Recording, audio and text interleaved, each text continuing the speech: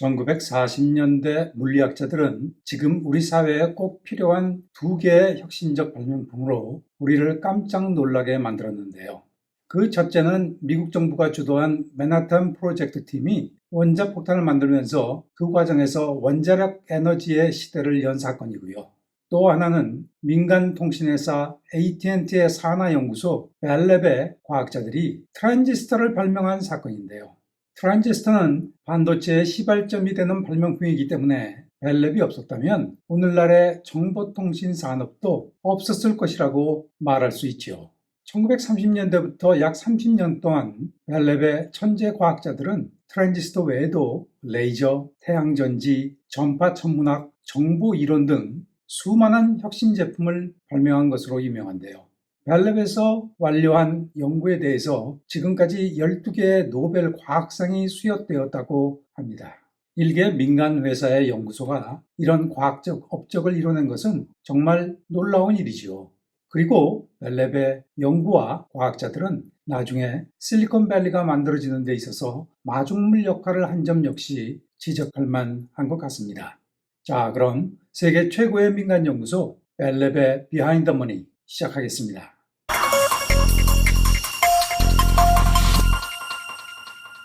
벨랩은 1925년 AT&T가 회사 내 여기저기에 흩어져 있던 연구팀을 하나로 통합해서 뉴욕 맨하탄 중심부에 설립한 자회사인데요.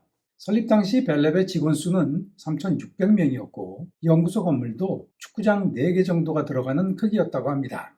설립 당시에 책정된 연구 예상 규모만 해도 1,200만 달러, 지금 우리 돈으로 하면 3천억 원 정도였다고 합니다. 당시로서는 아주 큰 금액이지요. 벨랩이 1930년대부터 약 30년 동안 어떻게 그렇게 많은 위대한 발명품을 출시할 수 있었는지 그 비결에 대해서 많은 연구가 있었는데요. 그중 가장 많이 언급되는 것은 회사의 아낌없는 연구비 지원이랍니다. 1920년대 AT&T는 이미 미국 유선전화 시장의 80~90%를 장악하는 독점을 구축하고 있었는데요. 독점이니까 시장 점유율을 늘리는 일보다 전화통신의 질을 높이는 기초연구에 주력한 것이지요. 최고 전성기이던 50년대와 60년대 AT&T는 매출액, 이익, 그리고 기업가치에 있어서 세계 1위 기업이었답니다. 종업원 수는 거의 100만 명에 달했고요. 이런 독점력을 갖고 있었기 때문에 단기적인 마진에 얽매이지 않고 보다 장기적인 연구에 투자할 수 있었다는 말이죠. 하지만 돈만 투자한다고 성과가 나오는 것은 아니지요.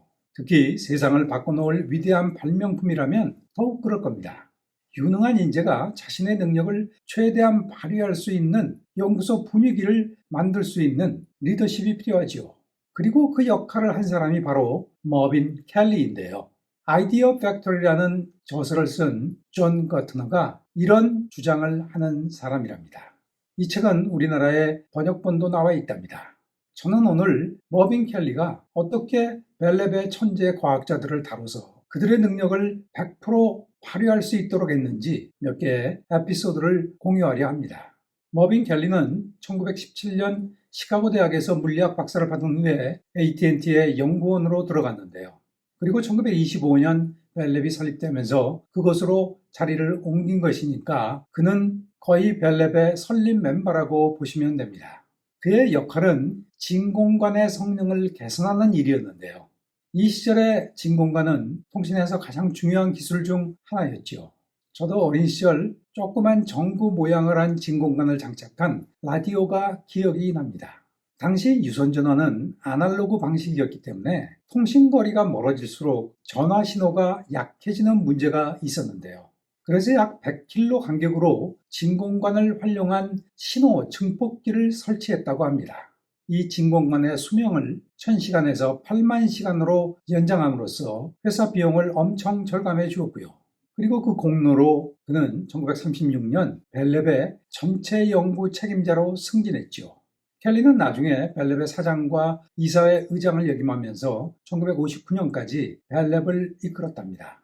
켈리는 연구 역량에 못지않게 리더십 역량이 출중했던 것 같은데요. 그는 성격이 불같아서 토론 중에 싸우는 일이 잦았다고 합니다. 그의 싸움딱 기질은 윗사람 아랫사람을 가리지 않았다고 하는데요. 언뜻 보면 그는 인내심이 부족한 사람같이 보이지만 무조건 화를 내는 것이 아니라 잘못된 논리를 고집하는 사람을 참지 못한 것인데요. 가방끈 긴 사람들 중에 쓸데없이 고집을 부리는 사람이 좀 있지요. 켈리는 똑똑한 사람에게는 특별한 대우를 해주었던 것 같습니다. 그리고 그는 천재를 구분해낼 수 있는 능력이 있었지요. 예를 하나 들어보겠습니다. 벨랩에서 그의 절친은 클린턴 데이비슨이라고 하는 물리학자였는데요. 데이비슨은 켈리와 정반대의 성격을 가진 사람이었답니다. 엄청 내향적이고 몸도 허약하고 한 가지 일에만 몰두하는 일종의 너드라고 보시면 됩니다. 데이비슨은 켈리보다 나이도 10살 정도 위였기 때문에 둘이 어울릴 만한 접점이 거의 없어 보였지요.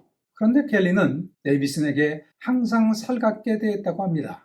그는 엄청 똑똑한 사람이었거든요. 데이비슨은 전자파의 특성과 같은 순수한 물리학 지식을 연구하는 사람이라 벨랩의 경영진들에게 여러 차례 지적을 받았다고 하는데요. 회사에 도움이 되는 일을 좀 하라는 것이죠. 그런데 그때마다 싸움닭 켈리가 나서서 그에게는 자유로운 연구를 허용해야 한다고 경영진을 설득했다고 합니다. 데이비스는 벨랩의 그 어느 누구도 대답할 수 없는 질문에 답변을 할 수 있는 유일한 사람이라는 이유였지요. 창의적인 아이디어나 새로운 개념은 한 사람의 마음속에서 탄생하는 것이라면서 벨랩 연구원의 자유를 보장해달라고 경영진을 끈질기게 설득했다고 합니다. 참고로 데이비스는 빛이 입자이면서 동시에 파동이라는 사실을 보여준 실험을 통해서 1937년 노벨 물리학상을 수상하는데요. 이게 기업 연구소에서 받은 최초의 노벨 과학상이라고 합니다. 켈리는 사람 보는 눈이 탁월했던 것 같습니다. 1936년 켈리가 벨랩의 연구 책임자가 된 후에 그는 정말 대단한 과학자들을 많이 선발했는데요. 일정 수 이상의 똘똘한 인재를 한 곳에 모아두어야 혁신을 할 수 있다고 그는 믿었지요. 이런 것을 인재의 임계질량이라고 부른답니다. 이 시절에 벨랩에 모인 젊고 유능한 과학자들을 영턱스라고 불렀는데요. 영턱스라는 말은 원래 19세기 오스만 제국에서 절대 권력의 반기를 들었던 청년 결사 단체에서 그 이름이 유래됐다고 합니다. 90년대 후반 우리나라에서 인기가 많았던 그룹 영턱스 클럽도 그런 뜻으로 이름을 그렇게 지었을 겁니다. 벨랩 영턱스의 리더는 당연히 머빈 켈리였고요. 여기에 소속된 멤버들은 모두 노벨상급의 업적을 낸 사람이지만 시간 관계상 한 사람만 말씀드리도록 하겠습니다. 좀 전에 말씀드린 대로 켈리는 진공관 성능을 개선한 공로로 벨랩의 총괄 연구 책임자가 되기는 했지만 진공관은 근본적인 문제가 있음을 그는 간파하고 있었답니다. 열도 많이 나고 크기도 컸고 고장도 자주 발생했죠.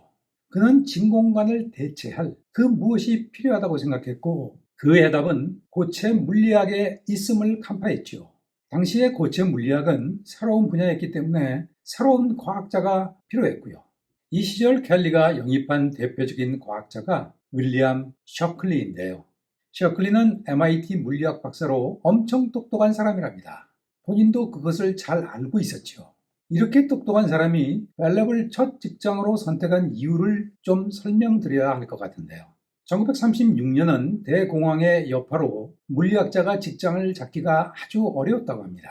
또한 1942년 맨하탄 프로젝트 팀이 만들어지기 전까지는 일반인들은 물리학자가 뭐하는 사람인지조차 몰랐다고 하는데요.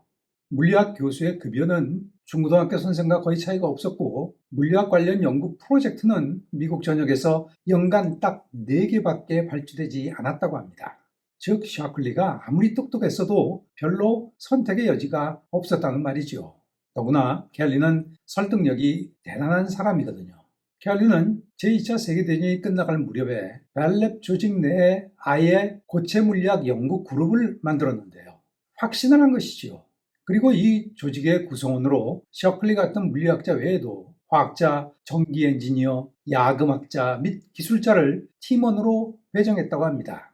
완전히 새로운 분야에서 성과를 내려면 학제간 연구가 필요하다는 것을 직관적으로 안 것이죠.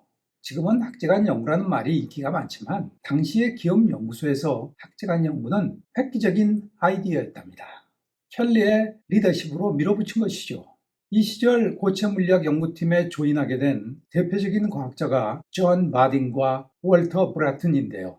바딘은 저명한 이론 물리학자이고 브래튼은 실험 물리학의 최고 권위자였다고 합니다. 샤클리와 이 두 사람은 1947년 반도체의 전신인 트랜지스터를 발명했고 그 공로로 1956년 노벨 물리학상을 수상했지요. 이들은 노벨상 수상식 연설에서 트랜지스터 발명에 가장 큰 영향을 준 사람으로 머빈 켈리를 언급했다고 합니다. 사실 많은 물리학자들은 켈리를 트랜지스터의 영적인 아버지라고 칭송한답니다. 켈리의 비전과 리더십이 없었다면 트랜지스터 발명은 한참 뒤에 이루어졌을 것이라는 말이지요. 샤클리는 세계 반도체 역사에서 워낙 중요한 사람이라 그의 얘기를 하나만 더 하겠습니다. 그는 엄청 똑똑한 사람이긴 했지만 욕심이 좀 과도한 사람이었던 것 같은데요. 트랜지스터 관련 특허를 신청하는 과정에서 그의 두 동료 이름을 빼고 자신의 이름만으로 신청한 모양입니다. 이 문제로 분쟁이 격화되면서 결국 바딘은 벨랩을 떠나서 일리노이 대학으로 갔지요. 바딘은 샤클리 이상으로 똑똑한 사람이거든요. 그는 나중에 초전도체 분야 연구로 1972년 노벨 물리학상을 또 한 번 받는데요. 노벨상 역사에서 두 차례 노벨상을 받은 사람이 딱 5명이고 노벨 물리학상만 2번 받은 사람은 바딘이 유일하다고 합니다. 1950년대 말 벨랩은 칼텍이나 MIT를 등가하는 명성을 갖고 있었다고 하는데요. 노벨상이 줄줄이 나왔고 세계 최고 물리학 저널에 매년 수십 편의 벨랩 논문이 실렸다고 합니다. 하지만 그렇게 잘 나가던 벨랩에 위기가 닥치기 시작하는데요. 아마도 그 몰락의 서막을 알리는 사건은 1956년부터 시작된 AT&T에 대한 반독점 규제일 겁니다. 이 조치로 AT&T는 트랜지스터 특허에 대한 독점권을 포기해야 했고 통신 분야 이외의 사업은 접어야 했답니다. 당시 컴퓨터 분야에서 최고의 기술력을 갖고 있던 AT&T가 이 규제 때문에 컴퓨터를 만들 수 없게 된 것이죠. 그 반사 이익을 본 IBM은 70년대 메인프레임 컴퓨터 산업을 지배하게 된 것이랍니다. AT&T에 대한 반독점 규제가 시작된 것과 거의 동시에 벨랩은 또 다른 도전에 직면하게 되는데요.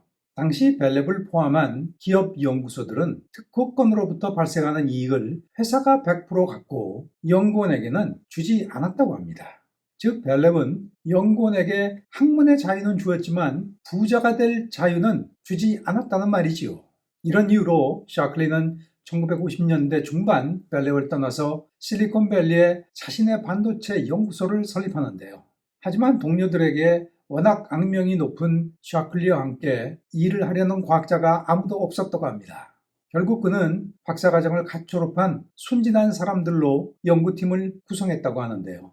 하지만 그들 역시 샤클리의 인간성을 견디지 못하고 얼마 지나지 않아 연구소를 떠나서 페어차일드 반도체라는 회사를 설립한답니다. 나중에 인텔, AMD, 내셔널 세미컨덕터 같은 반도체 회사들이 모두 페어차일드 반도체 설립자들로부터 탄생한 회사이지요. 샤클리 연구소의 연구원들은 샤클리를 사랑하지는 않았지만 그를 실리콘밸리의 아버지로 존경한다고 합니다. 오늘 영상은 이만 마치겠습니다.